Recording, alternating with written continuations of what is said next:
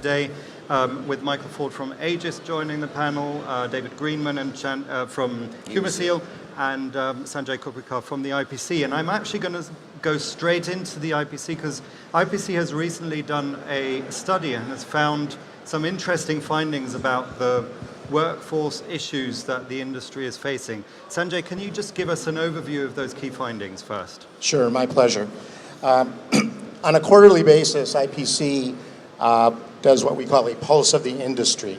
And we ask our members globally a series of questions about all sorts of things. And one of the things we've asked them frequently is what are some of the factors that are limiting growth? And normally when we run this pulse of the industry, we get kind of the standard answers, supply chain uncertainty, tariffs and trade issues. When we ran the study this time, we got an overwhelming response from our European and our US members about shortage of workforce development as being a huge issue in terms of sustaining the growth. And so as IPC being an industry association, we pride ourselves on being a data-driven organization. We want to be problem solvers. We have recently launched some initiatives to address this issue. Mm-hmm. We'll be talking about those sort of solutions that we've got in the market from the IPC's point of view, also from the vendors or equipment producers' point of view. First, I'd like to explore a few of those maybe underlying issues that are driving this workforce gap, I suppose, or a skills gap, or whatever it might be. So, Michael, where do you think the issue is stemming from? I think the whole image of people working in manufacturing as assembly operators is not good. If you're a young person now looking to start a career, are you going to want to go into an environment where you're being asked to do a repetitive task, something which is having some skill associated with it, and there's a lot of learning to go with it, but once you've done that, there's no creativity. And so people are very much put off by doing that. But on the flip side, employers also don't like that situation, because with repetition comes complacency. With complacency comes mistakes. So you find that the majority of pain in manufacturing is actually derived from people. And you have to do the retraining, you have to do the reassessment. All of that adds up to a lose-lose situation. And that may not be true, actually, but that's certainly the impression that people have about going into manufacturing. Mm-hmm. So do you capture the best people possible in manufacturing? No. Mm-hmm. And so that is where the real challenge comes from, I think. Mm-hmm. David, do you think that's really the core of the issue? Yes, I do. And also, speaking from a UK perspective, I think we are sending too many young people to university to do what I call soft degrees, instead of bringing them into the industry as craft apprenticeships, learning from the bottom up and creating a career that way. Mm-hmm. Because these people come out of university after 3 years with a lot of debt in the UK, and they want to come into industry on big salaries, and they think because they have a degree they can do this, when in fact it's not what industry needs. Mm-hmm. What industry needs are apprentices to learn the hard way. Mm-hmm. That's where I stand on it. Mm-hmm. Okay, so if those are the underlying cause issues of the problem, let's look into the future. Let's look at what we're doing at the moment and what maybe we should be doing in the future to address that image problem, to address and attract the people back into manufacturing, and maybe even change our way of communicating that the industry, and acknowledging that our industry is changing in a way that is technology driven. Mm. And again, a good place to start with that is the IPC, because the IPC is one of those drivers of those. But I also then want to explore if it is maybe the sole responsibility of associations and universities, or if we all need to take some responsibility. Yeah. So let me build on the comments that Michael and David made. We need more people like Michael and David. What we find in the IPC is too many people are sitting on their hands. They see the problem, but they're not willing to do anything about it. We need more people like these two fine gentlemen here. Here's what we've done to kind of be part of the collaboration in this. We have started a Workforce Champion Initiative. We started that initiative in the United States last year. We made a pledge that we were going to create 1 million training opportunities over a 5-year period for students and workers. Just 6 weeks ago, we were in Brussels and we sat with the Commissioner for Employment and we made a similar pledge that we want to create 500,000 training opportunities in Europe over the next 5 years. To support that, what we've done is we've put in a sizable amount of financial investment, resources and time of staff to create different initiatives, sub-initiatives. One initiative we call the Job Tasks Analysis. This is an initiative where we are using the knowledge, skills, and abilities to create new programs. So historically, for the last 15, 20 years, no one has done an assessment of what are the real key skills that workers need to be successful in this industry. So we have now led an initiative where we're working with industry to identify those job skills and abilities and then creating programs around that. IPC has also relaunched their foundation. We're calling it the Education Foundation. And what we're doing with that foundation is we're specifically investing in the high schools, in the primary schools, to get those kids to understand that this is a really appealing area of the world. Electronics. Everything that we're doing is electronics these days. You can't go a day without interfacing with electronics. I don't think the kids understand that. So we need to do a better job as an industry to make them understand that. And I think in time, we'll see more people get into this industry. There are great jobs out there that are going unfulfilled, and it's we need to do something about it. So this is our little piece of how we're collaborating with the industry. Absolutely, and maybe then therefore a question to you, David and Michael, too little, too late, or exactly on the right track where we need to be?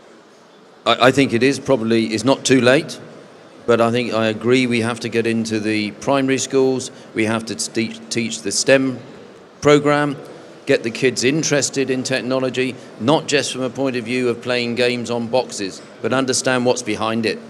Get the teachers involved, get them programming, get them maybe building simple circuits so they can learn and infuse about it. And I think this is where things have gone wrong. There's too many, what's the word I'm looking for? There's just too many soft programs in education, in my opinion. I know it's probably a bit old age thinking, but I think we need to get back to hands-on technology. Yeah. Do we really? Because when we look around these shows, and a lot of the panels and interviews I'm doing, we're talking about automation, we're talking about technology-enabled progress, process control, etc. So therefore, is it the hands-on people that are needed, or is it more the new type of younger ones that are tech savvy, that are growing up with this, where jobs are being created that require completely new skills that us old folks don't really understand that well at the moment? Yeah, as I said, people working in manufacturing is a lose-lose situation up until now. We need to completely reinvent that. And as you said, kids playing on screens and things. This is a generation now that we've grown up with. People have different skills, and we may not measure them in the same way as we used to. So let's reinvent what manufacturing is in terms of how we use people, because people are the most flexible thing we have within manufacturing, far more flexible than machines. And yet we spend most of our time connecting machines to the excellent CFX from IPC, but we also need to include the people. How we include those people? Well, let's give them what they want. They play video games, they put on augmented reality or VR headsets. So let's give them the augmented reality to do their jobs in manufacturing. These kind of kids, they're growing up now, they're familiar with the technology, they appreciate the opportunity to be involved in a wide variety of different tasks that involve creativity, involve their input and feedback. That's what we are creating from our software, an integration of that kind of opportunity that will attract younger people into the industry who play on these boxes and think, I wonder if I could make that better. I wonder how that works. I'd love to be a part of the creation of that product and give them an environment where they can express that creativity. So the technology has to be responsible for creating that opportunity to drive people to the industry who then sign up to the educational programs. You mentioned some of the links you have with governments, with industry as well. what sort of feedback are you getting? Because right at the beginning, we spoke about an image problem. So are the people involved in the government and the people involved in educational institutions still seeing manufacturing as dry, boring, nerdy, or whatever it might be? Well, I think some may see it that way, but a lot of people are saying it's about time someone's doing something about it. We commissioned Oxford Economics to do a study for us on electronics in Europe specifically. And what we found is that the electronics industry is heading east and into Eastern Europe. And while I agree with Michael and David that with robotics and automation, there's going to be a new skill set that needs to be developed, at the same time, people still need to build boards. People still need to do rework. People still need to figure out how to do wire harnesses. And so those jobs are out there. And we need to find that workforce, develop that workforce, and give them a pathway on how they can be successful, even in doing those jobs. The glass is half full. There's plenty of time. Now we have some serious people looking at this, so we're gonna make it happen. Okay. All of us collectively, the entire industry. It's not just one. It's not. We need to make that point clear. It's not just one entity that's doing this. A lot of people need to work together to do this. Yeah, absolutely. And that was really then my next question. Are we in our connected industry, because we are talking about machine connectivity, are we connecting on a business to business, university or apprenticeship scheme to business level enough? Can the industry players that we see here do a lot more? Should they be doing a lot more in terms of marketing themselves to the workforce of tomorrow? Well, I think it comes back to starting at the beginning in the schools, getting them interested in technology. As Mike has said, if it's getting them into understanding what they're playing with. But I agree with my IPC friend here that we still need people that understand how to build stuff. And that's what we've got to start. We've got to get them interested. I was a governor of a primary school for a while, and I remember talking to the science teacher and saying, are you getting the girls doing some programming? When the Raspberry Pi came out, oh no, I don't have time. I have to work to the curriculum and the curriculum rules. So the curriculum doesn't include technology, in my opinion. It's teaching them the wrong things. Yeah, it does come down to a lot about motivation. And motivation will come from businesses when they see some kind of value from it. But how do you get the value? How do you understand that until you start to try it? And so we see a great reluctance for changing anything within the industry, because a change produces risk, and a risk is obviously going to have consequences if something goes wrong. But I think we've seen the gradual decline in the image of the industry and the reluctance of people to introduce technology. So it is time to go back to the ground roots. Grassroots, get people in the schools to understand that this is actually a sexy thing to do now. It's not just the thing that you have to do to earn some money during the school holidays or something. This is actually something that's a career. It's something that you have a lot of responsibility and creativity. And that's what comes out, I think, in the training courses that people have. But I think that people in the industry need to get together with you to actually say, look, we are the ones who would like to take this forward. We're not going to change our whole factory overnight, but we're going to start to see the effect of these changes, make our operation more attractive to people, and we're going to invest in doing that to reverse this decline.